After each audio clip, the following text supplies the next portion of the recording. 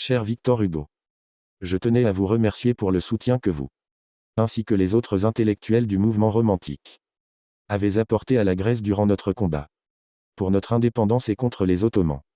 Merci de vous être engagé et impliqué en faveur de notre cause, au travers de vos poèmes par exemple. Vous devez sûrement être au courant des dernières nouvelles. La Grèce a enfin obtenu son indépendance. Après de nombreux événements tragiques comme des massacres et des batailles, nous sommes finalement souverains. Nous, les Grecs, avons conscience de porter une identité collective qui nous est propre. Par conséquent, nous avons le droit de disposer de ce que nous sommes. C'est d'ailleurs sur ce principe qu'est fondée l'indépendance nationale. Or, le Congrès de Vienne, qui était censé amener une paix durable en déterminant les frontières ainsi qu'en établissant un ordre dit pacifique, ne respectait pas le principe des nationalités. Ce principe assurait notre droit de nous constituer en État indépendant sur notre territoire. Mais lors du Congrès de Vienne de 1815, les souverains européens avaient placé des peuples et conclu des accords sans même tenir compte de nos aspirations nationales.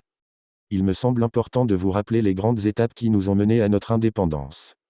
Jusqu'en 1820, nous étions sous la domination de l'Empire ottoman. Mais nous avons proclamé notre indépendance le 1er janvier 1822 lors de la première réunion de l'Assemblée nationale d'Épidaure. Ce fut une étape importante de notre guerre pour l'acquisition de l'indépendance de la Grèce. Suite à cela, des conflits régionaux et sociaux pour la direction politique de notre pays ont abouti à une guerre civile. Pendant 2 ans, l'armée égyptienne d'Ibrahim Pacha a tenté d'étouffer notre mouvement révolutionnaire tout en ravageant la Grèce. Mais le sacrifice de nos compatriotes de Chio par les Turcs a ravivé notre détermination dans cette lutte révolutionnaire.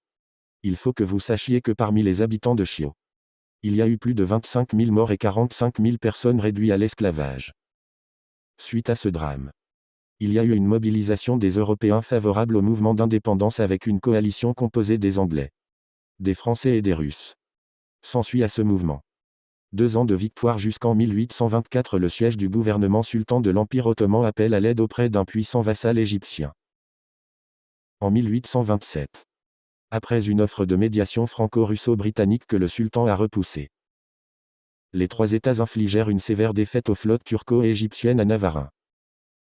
Et enfin, le 3 février 1830, sous la pression britannique, française et russe, le protocole de Londres fut signé et cela confirma notre indépendance. Le système de Vienne renforçait le rôle des monarchies européennes, et donc du pouvoir absolu. Le principe de légitimité dynastique y triomphait. Metternich, qui préside le Congrès, considère que le droit sans la puissance est impossible. Il pense donc que le peuple ne peut pas être souverain. Mais l'indépendance de notre jeune nation bouleverse les principes du système de Vienne. À présent que nous avons mis fin à notre soumission envers les Ottomans, nous allons restaurer notre nation et réintégrer nos droits de propriété, d'honneur et de vie. Veuillez recevoir, monsieur, nos amitiés nationales.